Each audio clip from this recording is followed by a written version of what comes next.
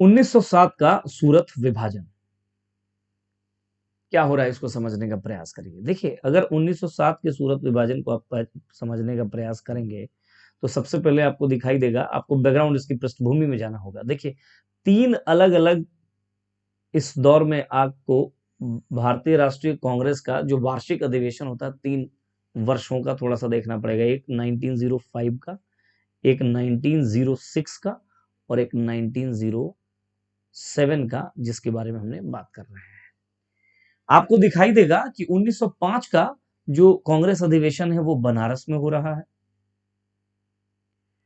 और ये गोपाल कृष्ण जो गोखले हैं इनकी अध्यक्षता में हो रहा है। वहीं 1906 का जो आपका कांग्रेस अधिवेशन है वो कलकत्ता में हो रहा है और ये आपको नजर आएगा कि इसकी अध्यक्षता करते हैं कौन, तो नौरोजी, दादा भाई नौरोजी। और 1907 का जो अधिवेशन हो रहा है वो सूरत में हो रहा है और इसकी अध्यक्षता करते हुए नजर आएंगे आपको रास बिहारी बोस। तीन बातें तो पहले समझ लीजिए, ठीक है। बनारस में जब हुआ तो आपने देखा, मैंने अभी थोड़ी देर पहले आपको बताया था कि किस तरीके से यहीं से कहानी की शुरुआत होती है कि नरमपंथी और गरमपंथी के मध्य जो है विवाद पनपना शुरू हो जाता है। नरमपंथी, यहां पे नरमपंथी और गरमपंथी विवाद देखिए, विवाद को समझने का प्रयास करिए। बनारस में आपको नजर आएगा नरमपंथी ये बोलेगा, मैंने मॉडरेट्स ये बोलेंगे कि भाई केवल बंगाल में इसका क्या हो, केवल बंगाल में आप स्वदेशी आंदोलन को लेके जाएं और बहुत आक्रामक होने की जरूरत नहीं है।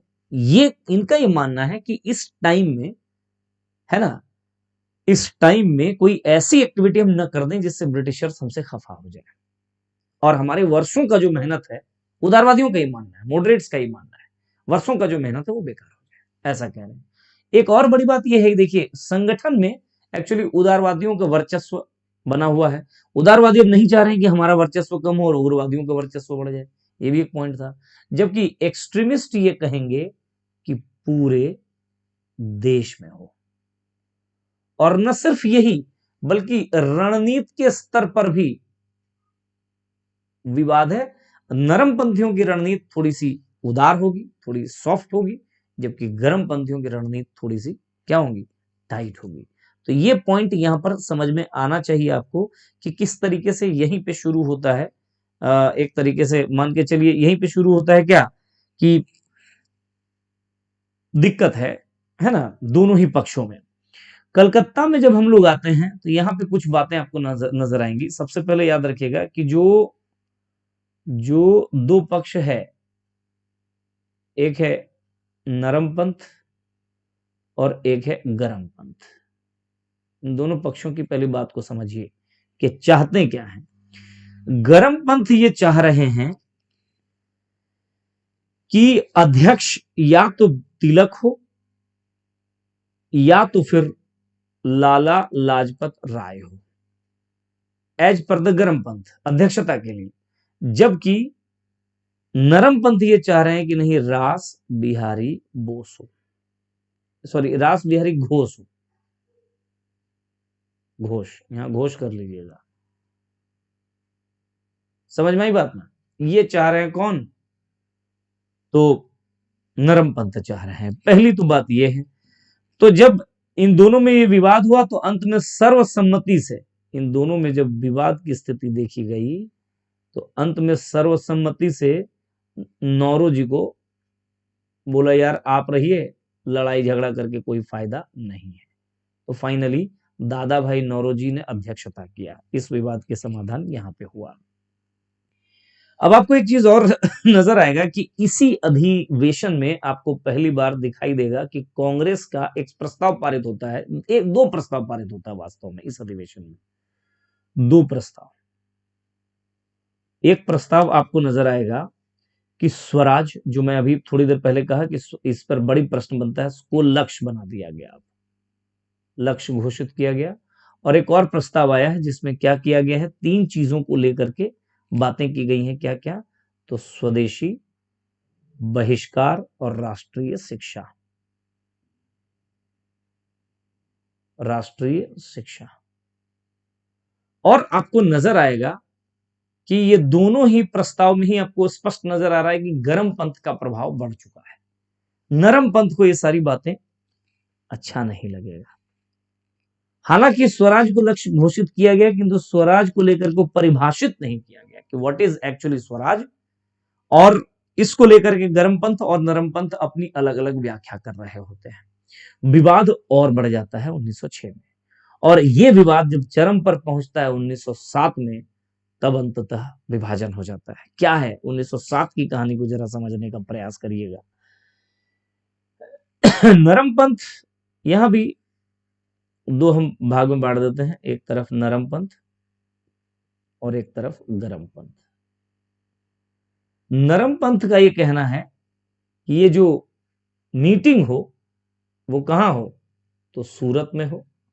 इनका यह कहना है कि ये मीटिंग जो है वो नागपुर में हो। नागपुर में आपको बताऊं कि गर्मपंथी नेताओं की पकड़ ज्यादा थी। पहली तो बात ये। दूसरी बात इसमें आपको नजर आएगा, नरम पंथ चाह रहे हैं दोबारा एक बार कि रास बिहारी घोष को अध्यक्षता करे, ठीक है। जबकि गर्म पंथ चाह रहा है दोबारा एक बार कि या तो तिलक या तो लाला लाजपत राय, इनमें से कोई करे। समझ में आ रही बात? ये बात याद रखिएगा। और क्या हुआ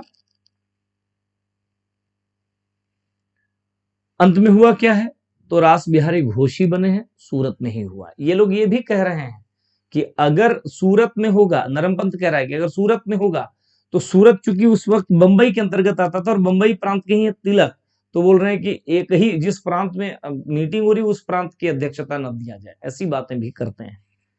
एट द एंड क्या हो रहा है कि बहुत मतलब ये जो इसके पहले ये जो स्वदेशी बहिष्कार और राष्ट्रीय शिक्षा है, इसको वापस लेने की बात तक होने लगी नरमपंथियों के दबाव में, और यहां जोरदार मांग होने लगी, है ना। और कुल मिलाकर के गर्मपंथी इस बात के लिए तैयार नहीं थे, और इन्हीं विवादों की पृष्ठभूमि में विवाद इतना गहरा गया, दोनों पक्ष अपने अपने रुख पर इतने अड़ियल हो गए कि अंत में सूरत में विभाजन हो जाता है। विभाजन ये जो होता है वो नरम पंथ और गर्म पंथ के मध्य होता है। इसने और तो कुछ नहीं किया, लेकिन एक बहुत बड़ी समस्या ये आ गई कि स्वदेशी आंदोलन जो चल रहा था 1905 से, एक तो उस पर एक बड़ा ही गहरा आघात पहुंचा, भारतीय राष्ट्रीय आंदोलन को भी एक बहुत ही गहरा आघात पहुंचा, और ब्रिटिशर्स को, ब्रिटिश गवर्नमेंट को यह मौका दिया, यह अवसर दिया अपनी फूट डालो और राज करो की नीति को और बेहतर तरीके से पेश करने का। यानी अब तक हिंदू वर्सेस मुसलमान उनके लिए एक कार्ड था, अब एक और कार्ड हो जाता है नरम पंथ और गर्म पंथ, और ये नरम पंथ को और मुसलमानों को खुश करने का आगे चल करके प्रयास करेंगे, और गर्म पंथ और हिंदुओं को से थोड़ा सा गड़बड़ाएंगे, मतलब उनके साथ संबंध ठीक नहीं रहेगा, और इस तरीके से आगे अंग्रेज अपने फूट डालो और राज करो की नीति को आगे बढ़ाएंगे। यही है 1907 का सूरत विभाजन। अच्छे से आप चीजों को तैयार करिए, ठीक है ना।